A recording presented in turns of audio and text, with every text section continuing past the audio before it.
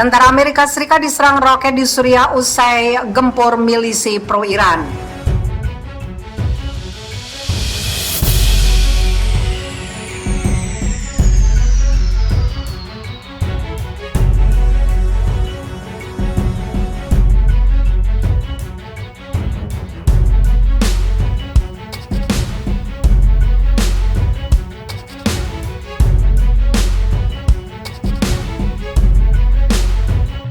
Militer Amerika Serikat dihantam serangan sejumlah roket di wilayah Suriah. Serangan roket ini diduga merupakan balasan untuk serangan udara yang dilancarkan Amerika Serikat terhadap milisi pro-Iran di Suriah dan Irak pada akhir pekan. Seperti dilansir Reuters Selasa 29 Juni, militer Amerika Serikat dalam pernyataannya menyebut tidak ada laporan korban luka akibat serangan roket tersebut.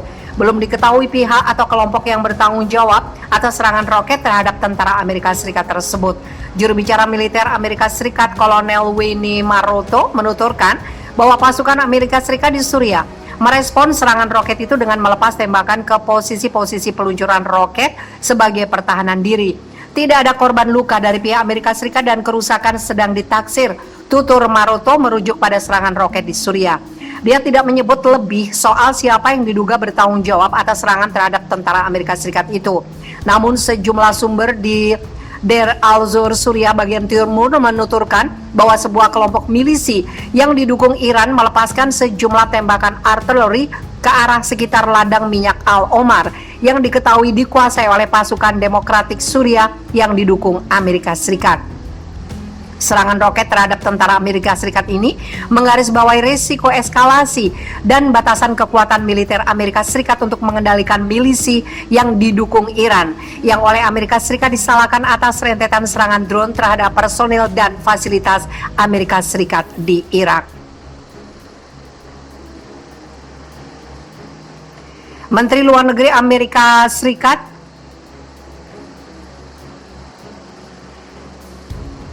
Antony Blinken dan Gedung Putih membela keputusan Amerika Serikat melancarkan serangan udara di wilayah Irak dan Suriah pada Minggu 27 Juni waktu setempat dengan menyebutnya sebagai cara untuk mengurangi resiko konflik. Kami mengambil tindakan yang diperlukan yang tepat secara sengaja yang dirancang untuk membatasi risiko eskalasi, tapi juga untuk memberikan pesan pencegahan yang jelas dan tidak ambigu, tegas Blinken kepada wartawan dalam kunjungan di Roma, Italia. Sejumlah kelompok milisi Irak yang pro-Iran dalam pernyataannya menyebut nama 4 anggota faksi Kataib Sayyid al-Syuhada yang tewas akibat serangan udara di perbatasan Suriah Irak. Mereka juga bersumpah akan membalas serangan udara Amerika Serikat. Namun tidak jelas siapa yang melancarkan rentetan serangan roket terhadap tentara Amerika Serikat di Suriah.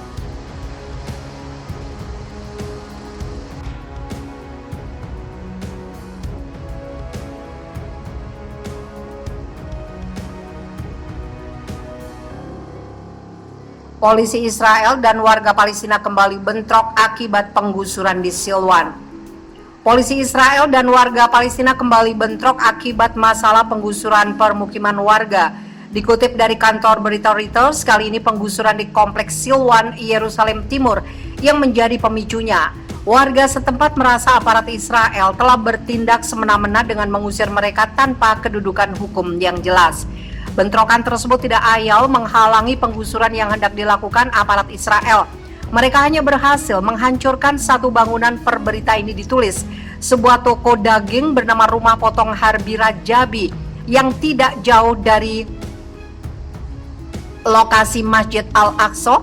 Adapun sebanyak 13 orang mengalami luka-luka.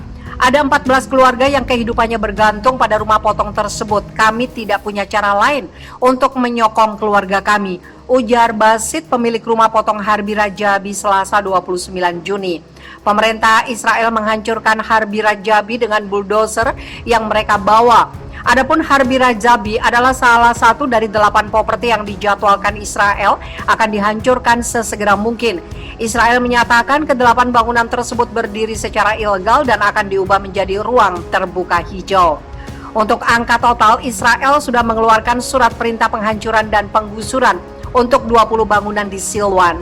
Kedua, hal tersebut akan dilakukan secara bertahap. Sementara itu untuk jumlah bangunan yang ilegal, Israel mengklaim ada 60 bangunan di Silwan yang memenuhi kriteria tersebut. Warga Silwan membantah pernyataan Israel. Mereka mengatakan sudah puluhan tahun tinggal di Silwan, bahkan sebelum Yerusalem Timur diambil alih negeri Bintang Daud itu pada tahun 1967. Oleh karenanya, tidak masuk akal Israel mengklaim bangunan-bangunan di Silwan berdiri secara ilegal. Cucu-cucuku mulai bertanya soal penggusuran dan saya tidak bisa menjawabnya. Mereka masih anak-anak, apa yang bisa kukatakan? Memberitahu mereka rumah akan dihancurkan, ujar salah satu warga Nader Abu Diab. Dia menambahkan bahwa sulit mengurus izin pembangunan di Yerusalem Timur karena Israel nyaris tidak pernah memberikannya. Deputi Wali Kota Yerusalem Timur, Aryeh King, mengklaim pihaknya sudah memberikan waktu kepada warga Silwan untuk segera membereskan bangunannya sendiri. Namun karena tidak ada yang melaksanakan, maka penghancuran dilakukannya langsung. Wilayah Silwan nantinya akan diubah menjadi taman dan bangunan publik. Kaitannya dengan naskah di Alkitab menjadikan Silwan sebagai situs bersejarah, ujar King. Di belahan lain Yerusalem Timur, warga dari permukiman sejarah juga menanti kepastian soal status hunian mereka. Bulan Mei lalu, isu sejarah memicu pertempuran selama belasan hari antara Palestina dan Israel.